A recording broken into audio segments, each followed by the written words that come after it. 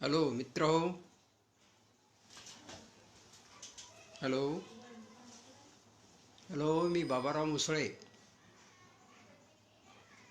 Hello मित्र हो, कोणी आलं नाही अजून.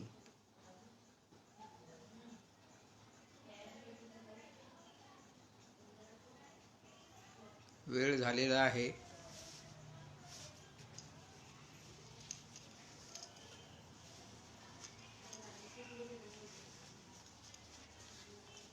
कोणीतरी आल्याशिवाय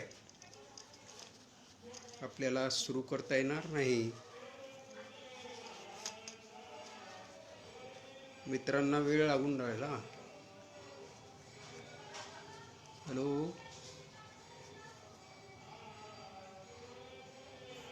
हॅलो मित्र हो. हॅलो संजू. हॅलो संजू. संजू, माझा आवाज ऐकू येतो का एवढं सांग. संजू, माझा आवाज ऐकू येतो. लिही, असं स्पष्ट लिही, कॉमेंट लिही. हा संजू, दोघं तिघं आलेले आहेत. माझा आवाज ऐकू येतो का? माझा आवाज ऐकू येतो. लिहा, लिहा एकदा. हा संजू, आवाज आवाज ऐकू येतो. आवाज संजू, आवाज ऐकू येतो.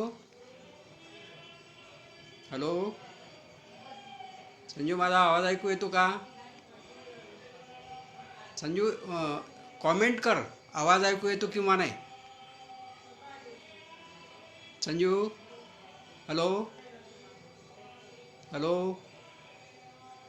कॉमेंट करा, आवाज ऐकू येतो का? हॅलो हॅलो हॅलो संजू, आवाज ऐकू येतो. हा कविताताई, आवाज ऐकू येतो का? कविताताई, आवाज ऐकू येतो. आवाज आवाज ऐकू येतो का? येतो ना. ठीक आहे संजू, हां ठीक आहे, मग ठीक आहे, छान. हा दिलीप, रामदास,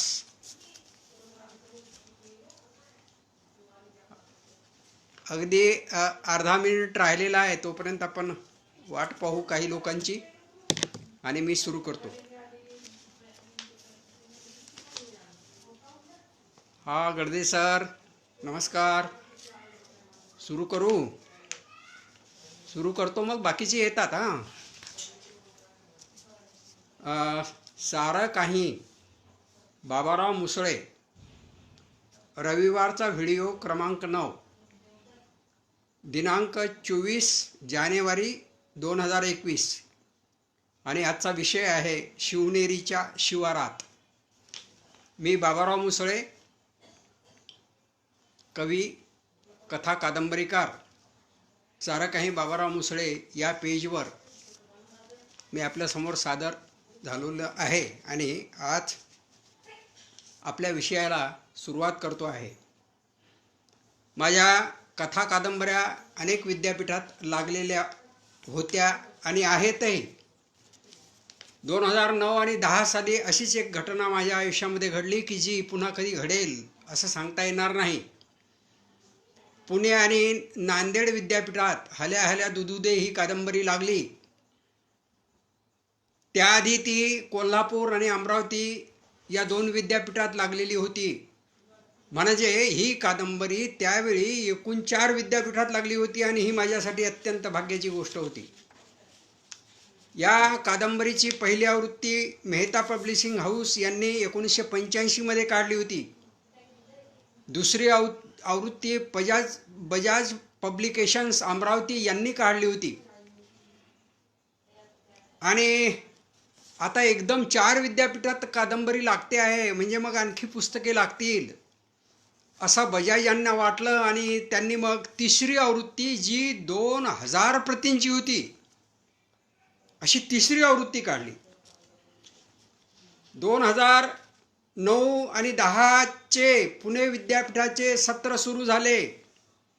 ही कादंबरी BA भाग 2 साठी होती आणि तिच्यासोबत महात्मा ज्योतिबा फुले यांचे तृतीय रत्न नावाचे नाटक सुद्धा होते. म्हणजे तृतीय रत्न आणि आल्या आल्या दुदुदे या दोन्हीवर एक पेपर आधारित होता. या बाबतीत माझ्या संपर्कात अनेक जण होते.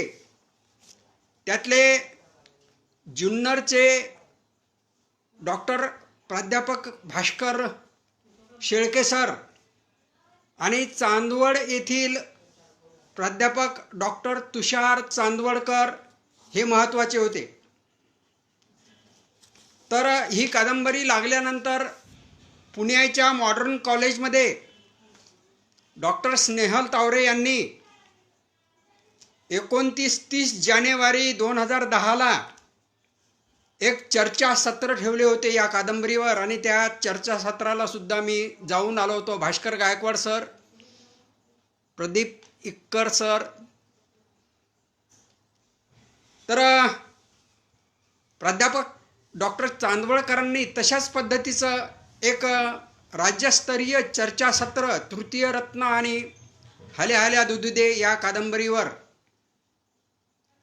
त्यांच्या चांदवडला त्यांच्या कॉलेजमध्ये आयोजित केलं होतं. आणि या चर्चासत्राला माझं बीजभाषण होतं. तर ह्या चर्चासत्राला जाण्याच्या आधीच जुन्नरचे आमचे मित्र डॉक्टर प्राध्यापक भास्कर शेळके सर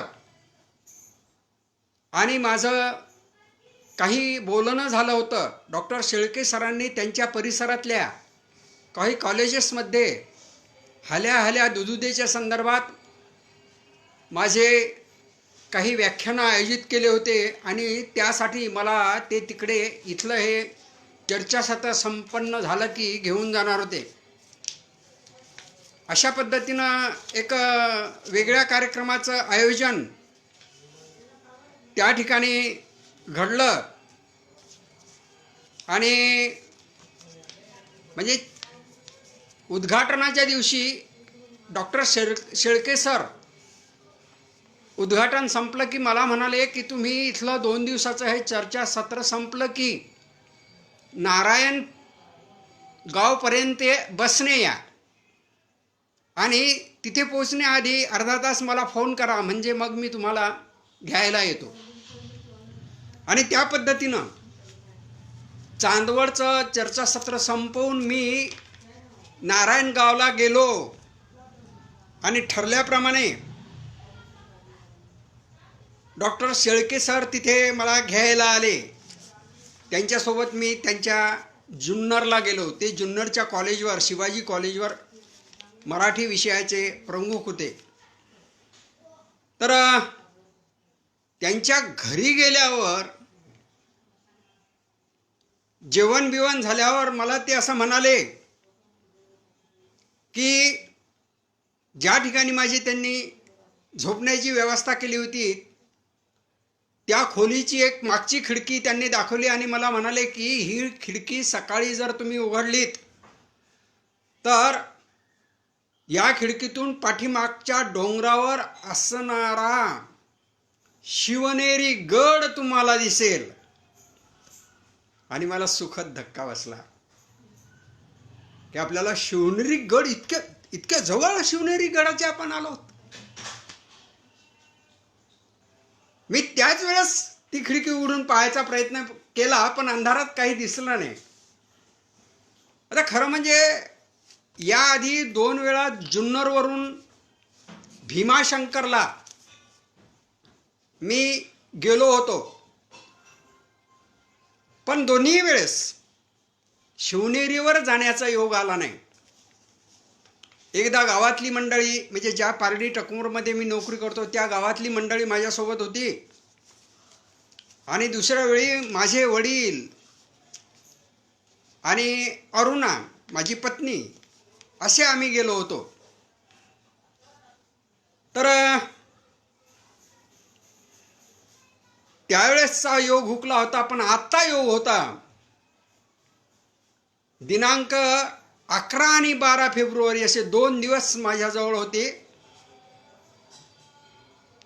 मी शिवनेरी गडावर जाऊ शकलो असतो, कारण 13 तारखेला मला गावाकडे जाणं आवश्यक होतं. 14 तारखेला शेवाळा तालुका बाळापूर आखाडा जिल्हा हिंगोली इथल्या श्री चक्रधर स्वामी वाचनालयाच्या साहित्य संमेलनामध्ये मला जीवन गौरव पुरस्कार स्वीकारायचा होता आणि त्यासाठी जाणं आवश्यक होतं. आणि म्हणून मग मला वाटलं की ठीक आहे, आपण 2 दिवस आहोत, बघूत. शेवटी झोपायला जायच्या आधी डॉक्टर शेळके सर मला म्हणाले, उद्या सकाळी माझ्या कॉलेजमध्ये विद्यार्थ्यांसमोर व्याख्यान ठेवू. दुपारी नारायणगाव येथील नारायणगाव महाविद्यालयामध्ये तुमचे व्याख्यान होईल. तेथील मराठीचे डॉक्टर प्राध्यापक मिलिंद कसबे यांनी तुमच्या दुपारच्या जेवणाची सुद्धा व्यवस्था केलेली आहे. तेव्हा आता आराम करा, सकाळी लवकर उठू आणि निघून जाऊ, असे सांगून डॉक्टर शेळक्यांनी मला गुड नाईट केले. मित्र, मी अंथरुणावर पडलो, पण डोक्यात शिवनेरी होता. तो काही जाता जाईना. या 2 दिवसामध्ये काही ना काहीतरी करून, कसंही करून जमूच असं मन म्हणालं. जरा आश्वस्त झालो आणि झोप लागली. शिवनेरीचा लौकिक माहिती नाही असा महाराष्ट्रात मराठी माणूस सापडणार नाही, आणि शिवनेरीबद्दल मनात आदर आणि अभिमान नाही अशी व्यक्तीही सापडणार नाही. सकाळीच उठलो. काय केलं? उठल्या उठल्या पहिल्यांदा ती खिडकी उघडली आणि खिडकी उघडून पाहिलं, खरंच समोर डोंगर आणि त्याच्यावरची शिवनेरीची तटबंदी स्पष्ट दिसते आहे. मित्र हो, इतकी जवळ की मी खिडकीच्या बाहेर हात काढला असताना असा लांबवला असता तर माझा हात तटबंदीला लागला असता, म्हणजे माझ्या हाताचा स्पर्श तटबंदीला झाला असता, इतकं जवळ. पण अंतर ते अंतरच असते, ह्या मनाच्या कल्पना असतात. सर, या गावाला शिवनेरीची भक्कम पार्श्वभूमी आहे. या डोंगरावरून येणाऱ्या वाऱ्याचं वैशिष्ट्य असं की येथे कोणीही आजारी पडत नाही. डॉक्टर शेळके सर अभिमानानं चहा पिता पिता मला सांगत होते.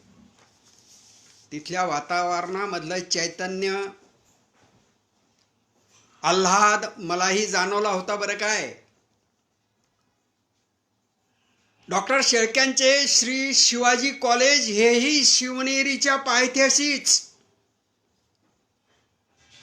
शिवनेरीच्या कुशीत जन्मलेल्या शिवबांच्या मातोश्री जिजाऊ या आमच्या विदर्भातील, त्यातल्या त्यात वऱ्हाडातील सिंदखेडच्या लेकबाळ.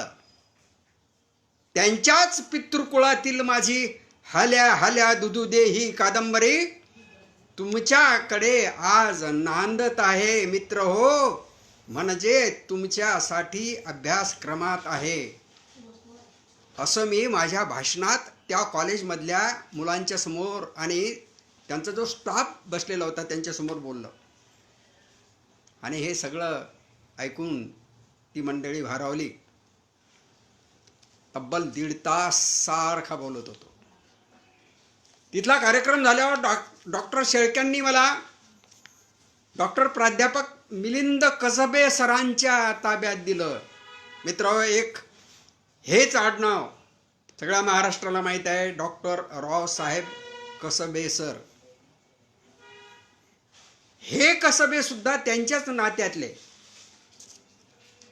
तमाशा, कला आणि कलावंत हे एक अतिशय चांगलं पुस्तक मिलिंद कसबेंच्या नावावर आहे. नारायणगाव म्हटलं की तमाशा कलावंतांचं गाव, तमासगिरांचं गाव हे आपल्याला माहिती आहे. शाहीर भाऊ बापू मांग नारायणगावकर, तमाशा सम्राज्ञी, राष्ट्रपती पदक विजेत्या विठाबाई नारायणगावकर ही इथली रत्न आहेत. यांनीच नारायणगावला तमाशा पंढरी हा किताब बहाल केलेला आहे. मीनाक्षी धन्यवाद. प्रीती, अरे प्रीती पण आलेली आहे. अरे बरं वाटलं हा प्रीती, तू आलीस. छान. कसब्यांनी कार्यक्रम झाल्यानंतर त्यांच्या घरी नेलं. इथलाही कार्यक्रम अर्थात चांगला झाला, मुलांना आवडला. माझ्या हल्याचं दूध मी मुलांना यथेच्छ पाजलं. मग कसब्यांच्या घरी गेलो. त्यांच्या घराचं वैशिष्ट्य सांगतो तुम्हाला. सिमेंट कॉन्क्रीटच्या त्या जगामध्ये घराच्या समोर चक्क चक्क शेणाचा सडा टाकलेला. मी विचारलं सरांना की का हे कसं? ते म्हणाले ही माझ्या आईची कृपा. मी माझ्या आईला सकाळी सकाळी शेण आणून देत असतो. वाह. आणि मग शिवाजी शिंदे नावाच्या एका मुलाला त्यांनी मला भेटवलं. हा मुलगा गरिबीतून आलेला, शिक्षण घेणारा, एक लायब्ररी चालवतो. त्याने मला दिव्य कुरात या नावाची कुराणची मराठी प्रत भेट दिली. फार बरं वाटलं. आणि दुपारी जुन्नरला परत आलो. डॉक्टर शेळके म्हणाले हे घर तुमच्या मुलाचं आहे, त्यामुळं तुमच्या घरात संकोच बाळगू नका. किती लोभ, किती माया, किती प्रेम. आणि आमच्या सुनबाईंनी मग माझ्यासाठी म्हणून संध्याकाळचा बेत काय ऐकला? बाजरीची भाकरी आणि बेसन. बाजरीची भाकरी मला फार आवडते. आता मला शिवनेरी खुणावत होती. मी तसा विषय काढला, पण सर म्हणाले की नाही आता नाही जाता येणार, कारण तिथे वर जाणं आणि खाली येणं याच्यासाठी 3-4 तास लागतात. आणि आता 3:30-4 वाजत आले. मनात म्हटलं ठीक आहे, आजचा दिवस गेला, उद्या बघू. त्यातही डॉक्टर शेळके सर 4 वाजता पुण्याला निघून गेले आणि मी त्यांची लायब्ररी पाहत बसलो. अफाट पुस्तकांचा संग्रह. माझ्याजवळ पुस्तकं नाहीत. मी लेखन वेडा आहे, पण मी पुस्तक वेडा नाही, याचं मला दुःख होते. दुसऱ्या दिवशी 12ला सकाळीच डॉक्टरांनी मला आवाज दिला. ते आज सकाळी 7:30 वाजता बीडी काळे महाविद्यालय घोडेगाव, तालुका आंबेगाव, जिल्हा पुणे येथील मराठीचे प्राध्यापक डॉक्टर शशिकांत साळवे यांच्या कॉलेजात व्याख्यानासाठी मला त्यांच्यासोबत पाठवणार होते. हे सगळं आयोजन डॉक्टर शेळके सरांनी केलं होतं. कालच्या अवेळी जेवणाने अपचन झाले होते, त्यामुळे अशक्तपणा आला होता, पण जाणे भाग होते, तसाच तयार झालो. डॉक्टर साळवे स्वतःची कार घेऊन आले. त्यांच्यासोबत नितीन भालेराव नावाचा एक अभ्यासू वृत्तीचा मुलगा सुद्धा होता. डॉक्टर साळवे त्यांच्याच कॉलेजचे डॉक्टर वाल्हेकर गंभीर प्रवृत्तीचे वाटले. घोडेगावची या आधीची माझी आठवण अशी की पहिल्या वेळी आम्ही भीमाशंकरला गेलो तेव्हा परतताना त्या गावाच्या रस्त्याच्या बाजूला असलेल्या शाळेच्या कंपाऊंडमध्ये रात्रभर झोपलो होतो. सोबत अरुणा होती, मी तिच्याकडे पाहून राहिलो, तिला आठवण करून देऊन राहिलो. घोडेगाव मागे पडले की भीमाशंकरचा डोंगर माथा लागतो. येथून भीमाशंकर 25-30 किलोमीटर. एक तुडुंब भरलेला कॅनॉल ओलांडून गेल्यावर घोडेगावचे कॉलेज लागले. तसेही नारायणगाव, जुन्नर, घोडेगाव हा सगळा पाणीदार भाग आहे. ऊस हे इथलं मुख्य पीक आहे.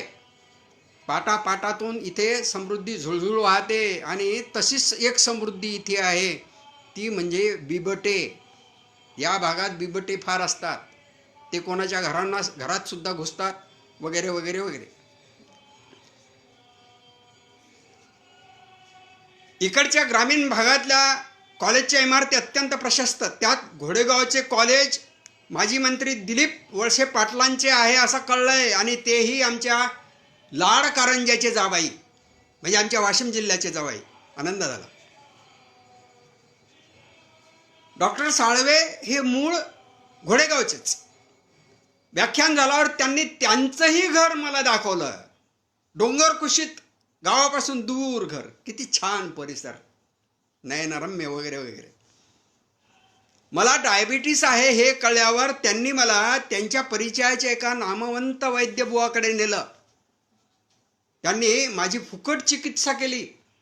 डॉक्टर साळवेंनीच माझ्यासाठी त्यांच्याजवळून औषध विकत घेतलं आणि पैसे सुद्धा त्यांनीच दिले. तेथून जुन्नरला परतायला 5 वाजले. लक्षात आलं, म्हणजे आजचाही दिवस शिवनेरीच्या दृष्टीने वाया गेला. उद्या सकाळी 7 वाजता आपण डॉक्टर सावळे, डॉक्टर कसबे, मी याच्या आधी सावळे म्हणण्याऐवजी साळवे म्हटलो असेल कदाचित, झाला असेल, साळवे असा झाला असेल, ते डॉक्टर सावळे, सॉरी, माफ करा. उद्या सकाळी 7 वाजता आपण डॉक्टर सावळे, डॉक्टर कसबे राजूरसाठी निघू.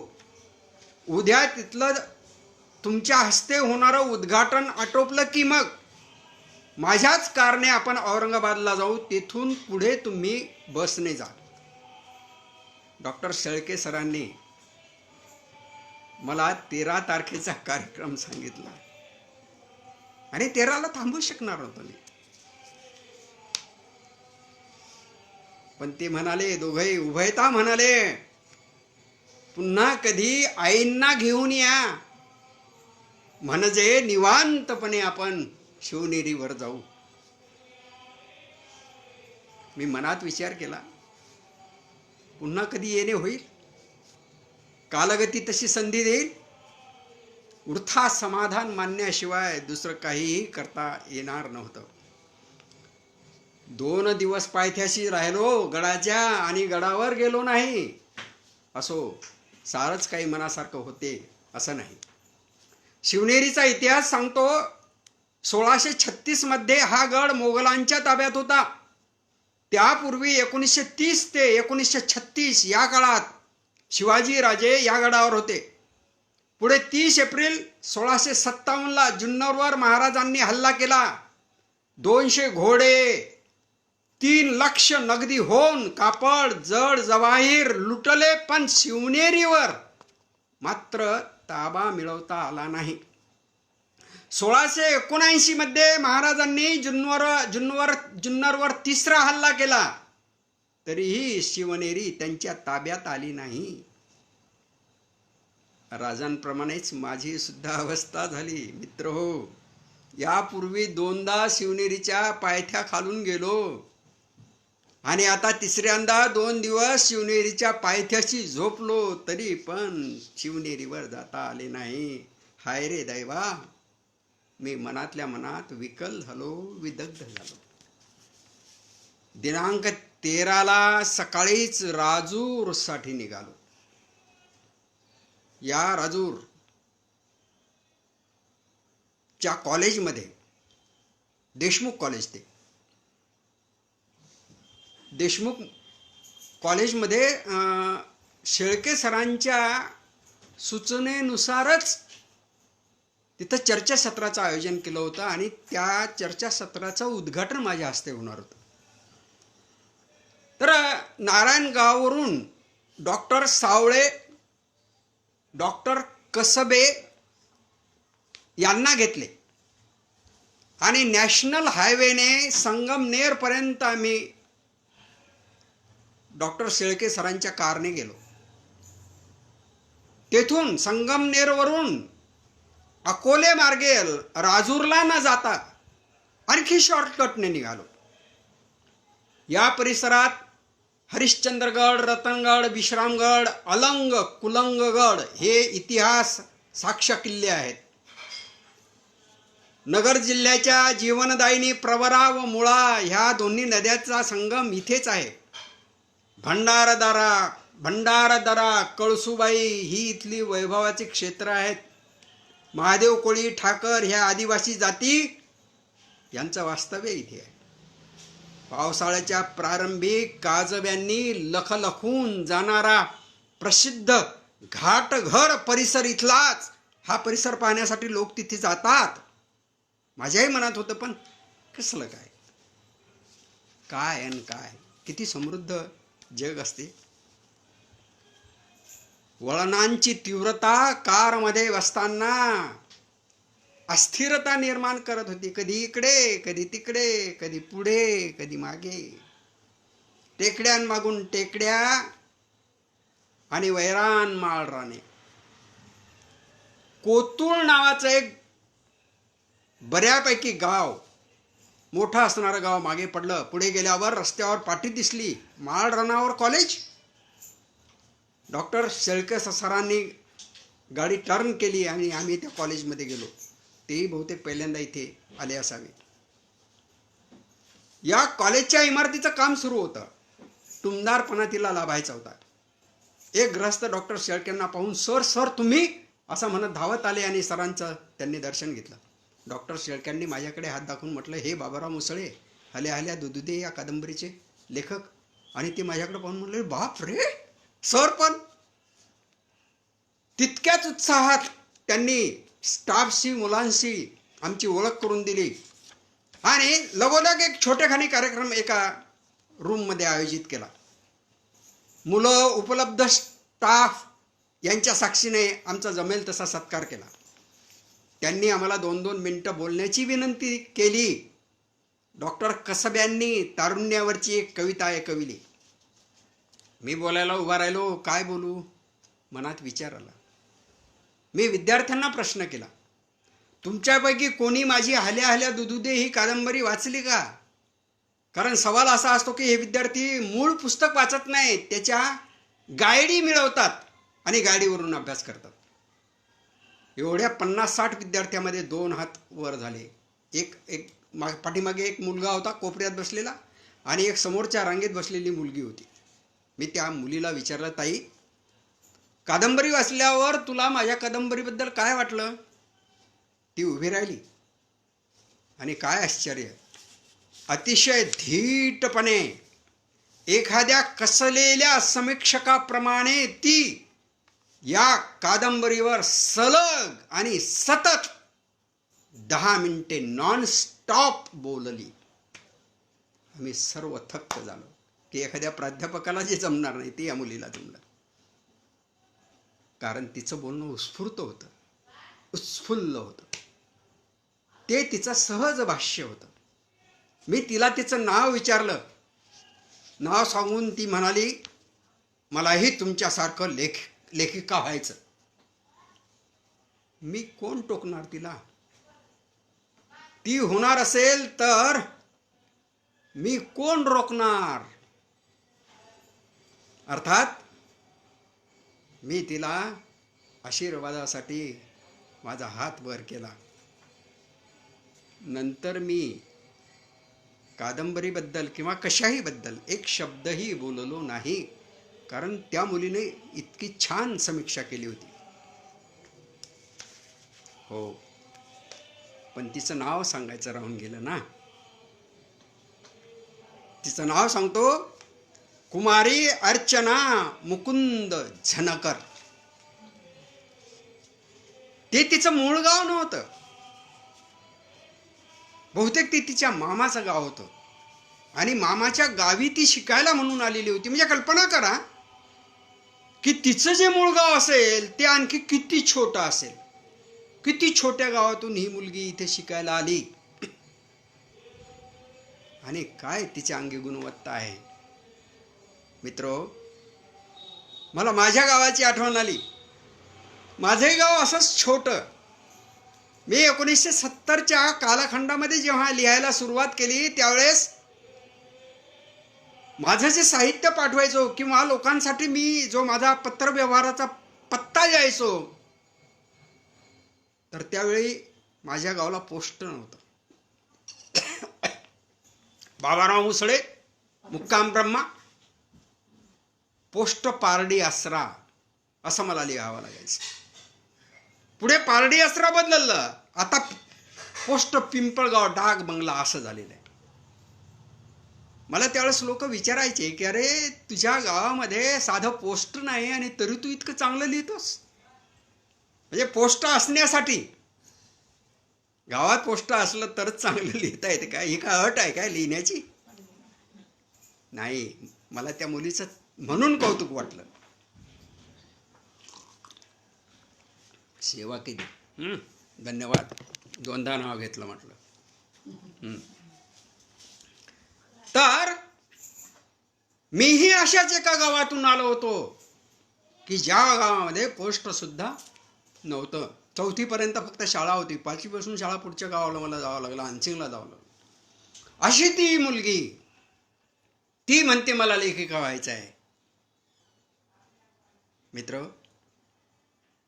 2010 मधली ती गोष्ट आहे. आज 2021 सुरू झालेलं आहे. 10 वर्ष उलटून गेलेली आहेत. या मधल्या 10 वर्षात मला शिवनेरीला पुन्हा जाता आलं नाही. ती खंत मनामध्ये आहेच. पण त्याचबरोबर जाऊ म्हणतात. ठीक आहे, दुसरी खंत ऐकवतो मी तुम्हाला. शिवनेरीला जाऊ आपण, कारण शिवनेरी जिथे आहे तिथेच आहे आणि तो तिथेच राहणार आहे. तो कुठेही जाणार नाही. पण माझ्या मनातली खंत सांगतो, तुम्हालाही सांगतो. आमची सौ आणि आमच्या कन्या, लहान कन्या सविता मुद्दाम ऐकायला मी त्यांना थांबवलं की ऐका थोडंसा. लोक एवढे आता तुम्ही सगळे आलेले आहात, तुम्ही ऐकत आहात आणि आमच्या घरचे ऐकत नाहीत म्हणजे हे काय? तर 10 वर्षामध्ये शिवनेरीला पुन्हा मी जाऊ शकलो नाही. ही खंत आहेच. पण त्याहीपेक्षा मोठी खंत माझ्या मनात ही आहे की त्या मुलीचं काय, त्या अर्चनाचं काय? ती अर्चना झणकर कुठे असेल, काय करत असेल? आणि महत्वाचं हे की ती खरोखरच लेखिका झाली असेल का? तिचं स्वप्न पूर्ण झालं असेल का? कारण एखादा लेखक पाहिल्यावर अशा प्रकारच्या उर्मी मनात दाटून येतात. मी माझ्या आयुष्यामध्ये, त्या शालेय आयुष्यामध्ये फक्त एक लेखक पाहिला होता आणि त्या लेखकाचं नाव होतं आचार्य यात्रे. पण फार वेळा आमच्याशी ते बोलले नव्हते. पण लेखक पाहिला याचा त्यावेळेस अभिमान वाटत होता. कदाचित माझ्या तिथे असण्याचा तिच्यावर जो काही परिणाम झाला असेल, त्यातून ती लेखिका झाली असेल का? शिवनेरी इतकाच अगम्य आणि अजिंक्य म्हणा, कसाही म्हणा, जितका ताठपणे शिवनेरी उभा आहे आणि तो आवाहन करतो आहे, तसा हा प्रश्न सुद्धा गेली 10 वर्षे माझ्या मनात ताठपणे उभा आहे आणि मला आवाहन करतो आहे की त्या मुलीचा तू शोध घे. शिवनेरी सुद्धा म्हणतो अरे मी कुठे जाणार आहे, मी आहेच. पण ती मुलगी बघ. मित्र, जर तुम्हाला त्या मुलीचा पत्ता लागला, पुन्हा तिचं मी नाव सांगतो, कुमारी अर्चना मुकुंद झणकर, तर मला अवश्य कळवा. तिची ख्याली खुशाली. वेळ झाला, घड्याळ बोले भिंतीवरती, आला क्षण गेला क्षण. मित्रो, माझा वेळ संपलेला आहे. पुन्हा पुढच्या रविवारी मी 10वा व्हिडिओ घेऊन आपल्या सेवेत हजर होईल. जे कोणी हा व्हिडिओ लाईव्ह पाहत नव्हते त्यांनी नंतर सुद्धा हा व्हिडिओ पाहावा, लाईक्स द्याव्यात, कॉमेंट्स द्याव्यात, शेअर करावा, ही नम्र विनंती करतो. आणि तुमच्या उपस्थितीबद्दल तुम्हा सर्वांचे मनपूर्वक आभार मानतो आणि थांबतो. धन्यवाद.